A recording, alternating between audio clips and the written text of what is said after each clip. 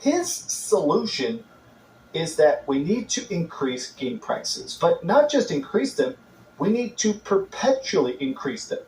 They should have started at like $40, then go to 50 to 60 to 70. Games are cheap on PlayStation 1, slightly more expensive on PS2, PS3, PS4, and by current tense, maybe games are supposed to cost $120 a pop. Now, immediately, people are getting pushback. Immediately, people just do not even like this idea. But oh, really? You people don't like this idea? Matter of fact, let's look no further than the PlayStation Store to see if you people have a problem with paying upwards to $100 for video games. What's this? What's this? You guys are paying $100 for a video game. What are you people talking about? Look at this. The most expensive versions is the ones you people are paying for. Oh, we don't want to pay $100 for no video game. We want them priced like the old days. That's what it is. I mean, look at this crap, bro. This is why I can't take you gamers seriously. Because you guys go as far to complain. I don't care how much you people are complaining on Twitter, but then you go as far to buy these games for $130. And then you get mad when they want to raise the prices. The funny thing is, the only bad that's going to come out of that is that the games that you guys know and love, ain't nobody going to buy those games for $100. They barely want to buy them for even $50 to $70. Okay? But don't get it twisted. These third-party games, they're going to make money regardless. Even if they price NBA 2K at $200. They're going to get their money.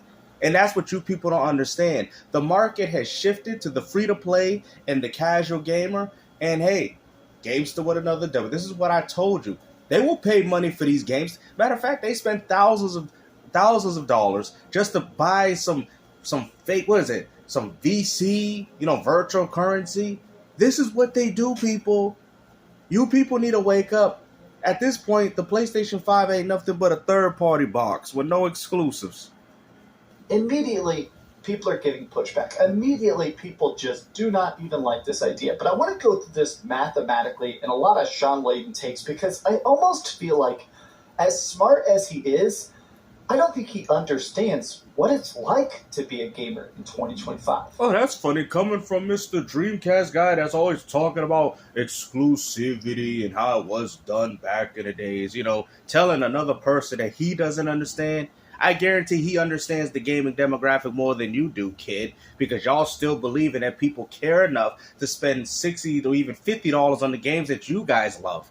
They have no problem buying that or spending that on games that they buy annually.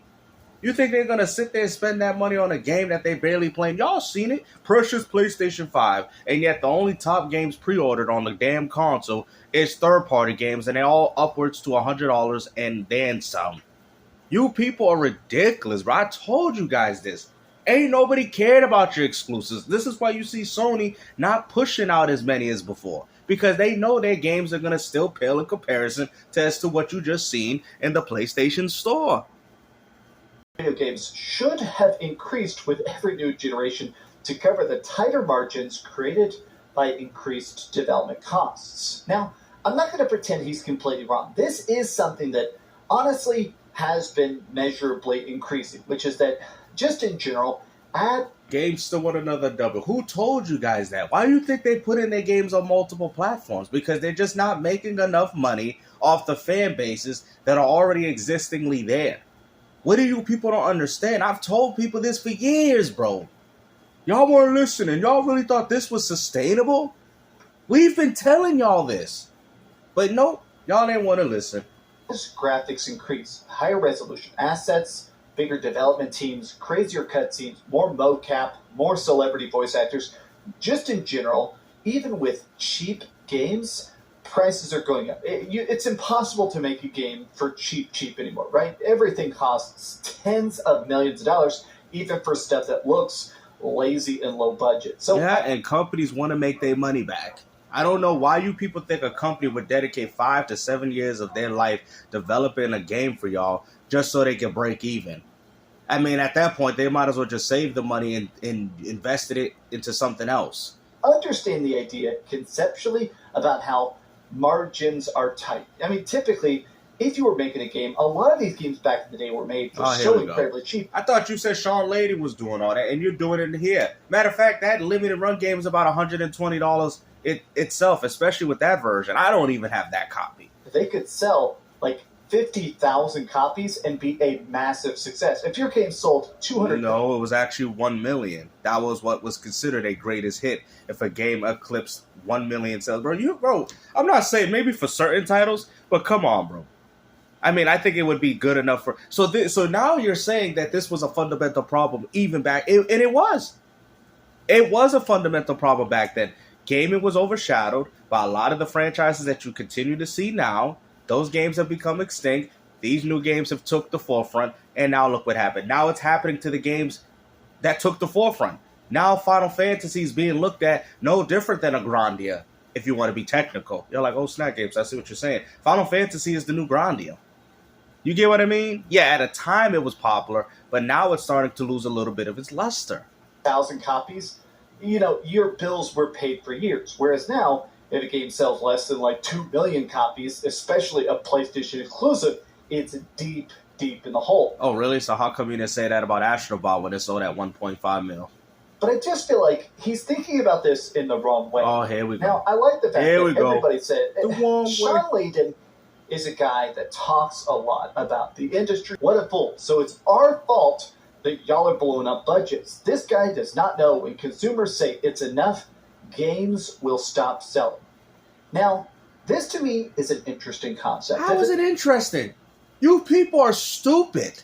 This is why I try to tell you, man, that whoever uses Twitter, I mean, at this point, this is nothing but brain rot TV. It's your fault for why the games are ballooning up in budget. Well, you know what? Matter of fact, you just literally proved as to why we don't need next-gen consoles. You're like games to explain how. Because the reason why these budgets are becoming more expensive, right, is due to the voice acting, which you guys want, which is due to the higher fidelity in graphics, was what you guys wanted, and the cinematics that they put in these games to make these games way more demanding than what they were on PlayStation 3 and PS4, right? So if you're saying that you don't want the boundaries being pushed anymore, then that also means you're saying that there's no need for a console. Y'all like, oh snap. You're right, Gamester. There's no need for a console. Because at that point, you guys are saying it's just about the fun, it's just about the games. I laugh when people say that. I laugh. People need to stop caring about graphics. Listen, bro. I get it. Now, graphics doesn't make a good game, but you'd be a fool to think that I bought a PS5 to play game. Well, technically speaking, I did to play games that were on the PS4. You'd be a fool to think that. I don't care if you're not a graphics person or not. You need to understand that when you pick up a next generation piece of hardware, you are solely picking it up for the graphics. It's more than just it being a fun game. Then what's the point of the enhancements? Then why don't you just play the old console then, right? Well, that's what a lot of gamers are doing because there's not that significant increase in fidelity for some of these casuals. See, this is what y'all like, oh, Snack Games. I love when people lie to themselves. When they say, oh, I don't pick, it's just about the gameplay. Listen, I agree. I'm a retro gamer. I agree. But you'll be a fool if you think I would spend $500, $600, or however how much to not see a significant increase. It's the reason why we went from Super Nintendo to 64 and 64 to GameCube. You think I'm going to buy the GameCube if it looks exactly like the 64 graphics? You people are stupid. You're like, yeah, GameStop, I'm not even a graphics guy, but I could see a point right there. Exactly. So you guys would love if the PS2 came out at the price of $299, $400, and the graphics was the same as the PlayStation 1? You'd be lying to stop. Let's stop the cap, bro. I love when people throw this argument because even you guys don't even know how much sense it doesn't even make. It makes literally no sense. I picked up the PS4 so the game can look exactly the same like PS3. No, you did not. Cut the cap. You want better looking games and you want great games to go with it. That is that. It's that simple. It's the thing, honestly, I've sat and thought about this so much, which is not spending money on games. Free to play. Right now, a lot of the biggest games on the planet, it's live service. But it's not just... I thought they were PlayStation exclusives. Games to one another double. Who told you that first? Who told you that it was live service and subscriptions taking over? And the only people that are paying or pre-ordering games nowadays is the casual gamer. You tell me what hardcore game that you seen there. You didn't see one, right? Battlefield 6 paid for $100 versions, bro, and upwards. 2K, they give them a discount. The game was supposed to be priced at $150. They gave it to you for $135, practically $140. You guys are a joke. Stuff like Fortnite and Marvel Rivals and stuff, that North American gamers spend on average $325 on gaming annually. Now, I want to make it clear, that's not a lot. On gaming, I think this means everything, not just... That's not including memberships, control. Bro, that's bad. That shows you that most of them are just spending it on, if like, let's break it down. So it's either a Fortnite player spending all his money on free-to-plays with $325, or it's those people that bought NBA 2K for $150 and then probably bought Madden or whatever. That way they get the three. And then the membership from Sony. That's not a lot of money to be made. You guys are like, oh, Snack Games, I see your point. That's not a lot of, because they're buying think about, like, of what I've just showed you, right? Not everybody buys every game. Some people like basketball, some people like soccer, right? And you see how much the versions they're paying for. That's not including them paying microtransactions to play that game annually. You guys are like, oh man, the game, bro. At this point, gaming for the old school, gaming for the hardcore gamer is up. I already know you guys are on eBay looking for some retro games right now while they still cheap. Go ahead. Do it right now while I'm talking during this video, because I'm telling you, it's over for us. It's done. As far as I'm concerned, gaming is already dead as far as I'm concerned. I mean, we're even lucky. It's sad. We're even lucky to even get a Ninja Gaiden 4 at this point. It's finished, bro. Anybody that still has hope in this whole idea, you clearly living in the Stone Age. But it's like, that's fine. If you want to live in the Stone Age, then go back and get your vital records. Go get your old things. How you trying to live in the Stone Age while having these electronics? It makes no sense. Come on, man. The games themselves. That's not just saying they buy, $5, $6 games. I think it's basically... No, they're buying $250 games. Right, there you go. NBA 2K26 Ultimate Angel Reese Bundle Edition. That should have been Caitlin Clark. And Madden 26, $150. There you go. There's your $300. This is embarrassing, bro. Basically saying that's also people buying headsets, that's buying controllers, that's buying a better TV so your games actually look better, that's buying... I'm not saying gaming will be finished, but gaming will be finished in the way that we know it, guys. The creativity, the imagination, those things, the passion is gone. I hate to say it, guys. It's gone. No company's going to invest $300 or $400 million on a crapshoot to see if the game's going to hit or not. They're not going to do that. If Concord didn't give you guys an example of... Well, I'm not saying the game was any good, but still, regardless if the game was good, it's like games still with another W. Remember when I kept bringing up the interview when Phil Spencer said it doesn't matter what we do? It doesn't matter. We can make the greatest game in the world, and people still wouldn't buy it. You got PlayStation fanboys talking about, I would have picked up an Airbar for Scalebound. No, you wouldn't. That game looked great. It looked amazing from the real gamers. But you'd be a fool to think that gamers would have bought that game. I'm just saying, same thing with Perfect Dark. As much as I love Perfect Dark, and I'm disappointed with the game that got canceled, but man, after seeing that budget, I can see why Microsoft canceled the game. There wasn't going to be enough people supporting it. They would rather take that money on a Call of Duty, because you notice they did that in their Black Ops 7, because they'd rather put the money there. We're not being thought of the same way these casuals are. And these casuals don't care about our fun. They're selfish. They're only worried about their fun. As a hardcore gamer, I never said, oh, remove Call of Duty. I don't like Call of Duty. Remove it. These casual gamers are entitled. They are more entitled than the hardcore gamer. All I say is that let's have games for everybody. That's all I say. You never sit there and tell me. I never sat there and told people, oh, don't make games for casual. You never would hear that coming out of my mouth. No matter how much I dislike these games, because I understand that some people enjoy them. All I expect is to have games that I enjoy. That's it. But clearly that ain't the case no more. We know where gaming is going, and I'm sick and tired of supporting this industry in the way, like I said, the whole I've been here for 30. I already understand that. But like I said, I've already got my hustle on, so it is what it is. So that's a pretty tiny amount. Like, to a lot of these companies who are trying to make, billions and billions of dollars off this limited group of gamers, that's not very much, especially because in other parts of the world that currently are considered a huge part of the market, it's lower than that. Europe is spending $125 per player. And you know where that's from. FC football. That's it. That's all they spending their money on. FC football. The FC 26 $100 version is what they spent that on.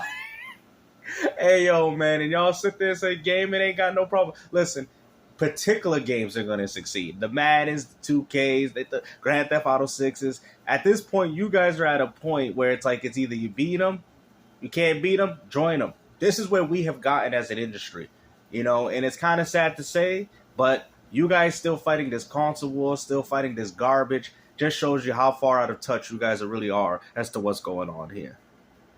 Launch a bunch of live service games, and then when those start printing money, then they can go back in a way. No, they're going to print money by going multi-platform, and that's going to help fund even your own single-player titles. Their single-player routes. All right, we'll launch a huge Horizon. Like Porter Rock said, y'all barely even have live service games, so what are y'all even talking about? Zero Dawn crazy live service game, and that'll fund Uncharted 5. That'll fund Last of Us Part 3. So they always stay way, way, way in the green. But the problem is, what happens if these live service games don't sell? Would a $120 game make up that gap? See, no, the problem is because the only gamer that gets impacted, now you're going to have the hardcore fan that's going to buy it regardless, but then you're going to have the gamer that does like it, but that's going to take a stand, which most gamers like us do, and we won't buy it. So it's kind of a double edge. Yeah, it can compensate for the people that are not buying it, but then also, too, it can lead to lower sales. But the problem is, if NBA 2K did it, Grand Theft Auto 6 did it, or any other game of that fashion did it, then it will do well regardless. I just don't think it would, but... Your games wouldn't. Not NBA 2K6, not Madden, because they're already doing well at those prices anyway. So, there you go. There's your answer right there. I also think it's interesting hearing this specifically from Sean Layden, because Sean Layden is a guy that's wise, that's been in the industry. Is it because he's got a white beard now? That's what makes you wise, I guess, or old or gray hair. Explain what makes a person wise. So dang long. I mean, he's a guy who championed a lot of the best games that we know and love from PlayStation. Nice. He was a big advocate for the Vita. He was a... Hold on, is it the Vita a failure? Now, mind, I like the Vita, so I'm not saying this to disrespect the platform. I'm just saying, is it the Vita a failure? You said he's a wise, architect and all this and all that, but yet he advocated for the Vita, which was by far one of Sony's worst gaming portables. It's still worse than the PSP. So, but I guess he's wise, right? Rest in peace. But it's interesting that he said, I always thought Japanese are the best at game design by a mile, and I'm surprised the West hasn't taken more lessons from them. Are you stupid? Sean Layden was wise beyond his... Why would they take from the Japanese? What are you talking about? Bro, see, I love it. Listen, I'm not disrespected. I just keep it 100. This is why people watch my channel. First off, y'all don't even like real Japanese games. Y'all like, what? You don't? You don't like real Japanese. You like westernized Japanese. Why you think Final Fantasy went a westernized cast, right? You guys don't like real RP. We like Resident. That's not real Japanese. What are you talking about? You walking around with a white man with a pistol. What are you talking about? We like Japanese games. No, you don't. Where's Fatal Frame? Where's Siren? Where's all these other real Japanese horror games? Y'all don't support those. Y'all don't. Y'all like games. Hey, man, that's a very tough pill to swallow. But, I mean, we like Japanese games. Well, what is it? Metal Gear Solid. That guy's not Japanese. A lot of its inspiration came... we like Castlevania and Contra. Oh, really? You out here walking around the game with a, who, in a whip. Or you walking around... I'm not saying... I love these games. I'm not saying they're bad games. Walking around with a Contra with two dudes that look Americanized, that drink Budweisers, that got bandanas on their head. Walking around with, American weaponry. Bro.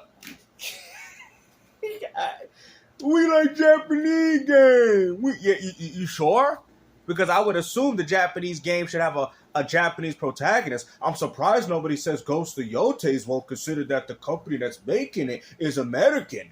And it's not even made by Japanese. This is ridiculous, bro. Oh, they need to copy the Japanese. Really? They said, I always thought Japanese are the best at Keyword, thought. game design by a mile, and I'm surprised the West hasn't taken more lessons from them. I'm surprised the Japanese haven't took ideas from the West. That's what I'm surprised at. Because guess what? The Western games are the ones that are popular. You know what? Maybe I don't know what I'm talking about. Let's do this again. Should we look at the top pre-ordered games? Yeah, let's see. But let's see if we find any Japanese. We got my Japanese game, though. We got my Japanese game. Yo, we got my Japanese. That is not Japanese, bro. Look at that. This ain't even made. You can't even call that Japanese because it's not even made by a Japanese company. Look at that. We got my Japanese. Where's the Japanese? Where is it? Where is it? And the only one that they do got is a westernized Japanese game. Look at this. Oh, that's one. I mean, I guess. Look at that. But the vast majority are westernized appeal. Japanese, yo. They should be Jeremy Lin on this cover. Japanese, though. I'm just trolling. I know he's Chinese. I'm just trolling. Korean. I'm just trolling. But I'm just saying, but where the Japanese at? I'm trying to find them. Oh, there's one. Oh, too bad it's made by an American. But they got a Japanese character. They got Kim. I mean, you know, the Japanese, though. Japanese, though. Over in the industry, and I'm not sure we can snap back because when we were all growing up, here we go. A game, you played a game, you loved a game. Look at that. Even this game ain't even Japanese inspired, bro. Look at this, bro. Y'all don't like real Japanese games, bro. What about that game on PS2, Kuon? Kuon. I was playing that thing. Y'all don't like those games. Y'all don't like Galarians. Y'all don't like no real Japanese games. Your friends. Here's Metal Gear Solid. Here's Final Fantasy VII. Here's the games that are going to influence not just your... Which are made by Japanese companies, but are westernized. You just prove games to one another, W. You just proved my point. Current tastes, but your future purchasing power. And now, we're in a spot where I just don't think that's enough. $70 games take so much to break even. These budgets are getting so big. These subscription services are so toxic. Games still with another W. Cannibalization via free-to-play games or even live service games with a monthly fee. It does feel like the industry is locked in a speed that seems self-destructive. Y'all like games, so why you laughing at the self-destruct? Because you guys are causing. You have been lying to people for years. You've been lying to your audience, telling people that this is what I already knew this, bro. I'm not suffering with this problem because I'm already retro. Like there's nothing to feel ashamed of. There's nothing to feel bad about. You know what I'm saying? But hopefully you guys enjoy this video, man. But like I said, at the end of the day, y'all sitting there saying they should take ideas from the Japanese, though, and yet they ain't no Japanese games there, though. Take care.